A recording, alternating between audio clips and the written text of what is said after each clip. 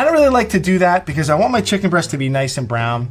And if I pound it out and then saute it, it's gonna be way overcooked by the time it's ready to eat. When it comes to seasoning chicken breasts, I'm a minimalist, salt and pepper only. Spice rubs tend to burn when you saute them. When you're sauteing a chicken breast, you wanna make sure that before you put it in the pan, you get a paper towel and pat it dry. That extra moisture will stop our chicken from browning.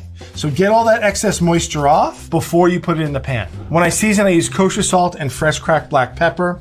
Whenever you season, you want to start really high. If I was to season like this, you get little spots of salt. If you season high, you get a nice even distribution of salt. Pepper, go a little bit on a fine grind with this, and then we can turn it over and season the other side. You want to season both sides. Chicken seasoned, ready to go, let's cook.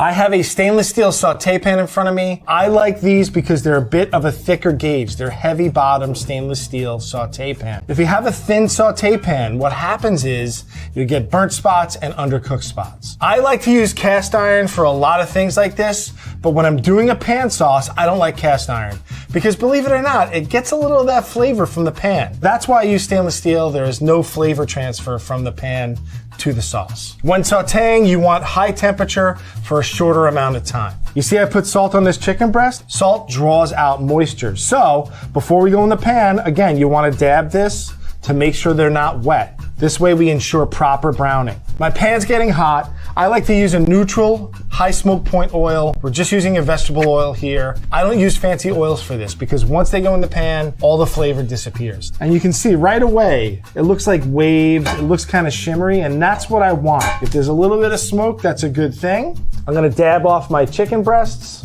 And then when I drop them in the pan, I'm dropping away from myself. If I drop it towards myself, I'm getting splashed with oil.